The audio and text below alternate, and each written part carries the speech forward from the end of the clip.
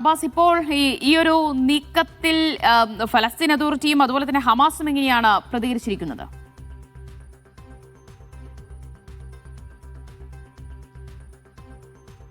ദിവ്യ, ഫലസ്തീൻ അതോറിറ്റിയും അതുപോലെ ഹമാസും രണ്ടുപേരും ഈ നീക്കത്തിനെതിരെ ശക്തമായ നിലപാടാണ് സ്വീകരിച്ചിട്ടുള്ളത്. അത് സ്വാഭാവികമാണ്.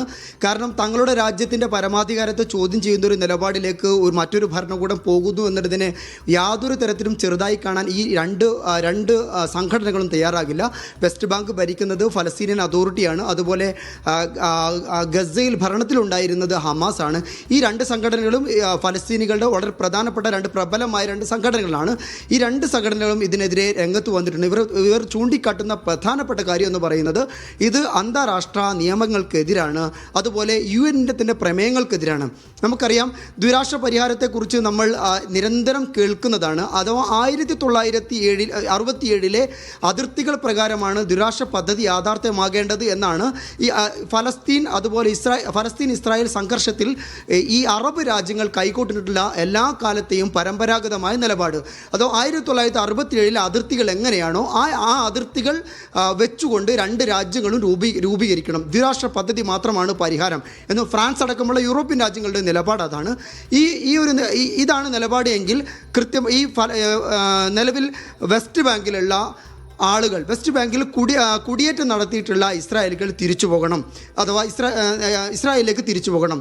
ഇങ്ങനെയുള്ള അത് നടപ്പായാൽ മാത്രമേ ഈ 67 അതിർത്തി അടിസ്ഥാനമാക്കിയിട്ടുള്ള ഒരു ദ്വിരാഷ്ട്ര വിഭജനം സാധ്യമാകൂ.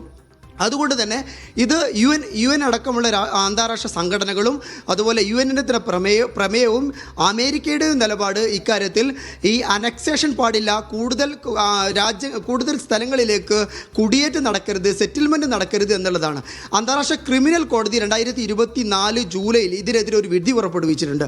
അഥവാ ഇസ്രായേൽ ഈ വെസ്റ്റ് ബാങ്കിൽ നടത്തുന്ന കുടിയേറ്റം അനധികൃതമാണ്, അവർ അവിടെ നിന്ന് കുടിയൊഴിഞ്ഞു പോകണം എന്നുള്ളത് അന്താരാഷ്ട്ര കോടതി വരെ ഇക്കാര്യത്തിൽ ഒരു നിലപാടെടുത്താണ്. എങ്കിൽ ഇങ്ങനെയുള്ള അന്താരാഷ്ട്ര കോടതിയുടെയും അതുപോലെ അന്താരാഷ്ട്ര സമൂഹത്തിൻ്റെയും അന്താരാഷ്ട്ര സംഘടനകളുടെയും US അടക്കമുള്ള സുഹൃത്ത് രാജ്യങ്ങളുടെയും ഒക്കെ നിലപാടിനെ നിലപാടുകൾക്കും യാതൊരുവിധ വിലയും കൽപ്പിക്കാതെയാണ് നിലവിൽ ഇസ്രായേൽ ക്യാബിനറ്റിൻ്റെ ഒരു തീരുമാനമുണ്ടായിരിക്കുന്നത്. അതുകൊണ്ട് തന്നെ ഇന്നത്തെ ഒരു തീരുമാനം, ഈ ഒരു ക്യാബിനറ്റ് ഡെസിഷൻ എന്ന് പറയുന്നത് ദൂരവ്യാപകമായ പ്രത്യാഘാതം ഫലസ്തീനെ സംബന്ധിച്ച്, ഫലസ്തീൻ ജനതയെ സംബന്ധിച്ച് ഉണ്ടാക്കും എന്നുള്ളതാണ്. നിലവിൽ ഗസയിൽ നടന്നുകൊണ്ടിരിക്കുന്ന നീക്കം ഗുരുതരമായ പ്രത്യാഘാതം ഉണ്ടാക്കും. ഇതിനോടകം തന്നെ ഹമാസും ഫലസ്തീൻ അതോറിറ്റിയും ശക്തമായ പ്രതിഷേധവുമായി രംഗത്തെത്തുകയും ചെയ്തിട്ടുണ്ട്.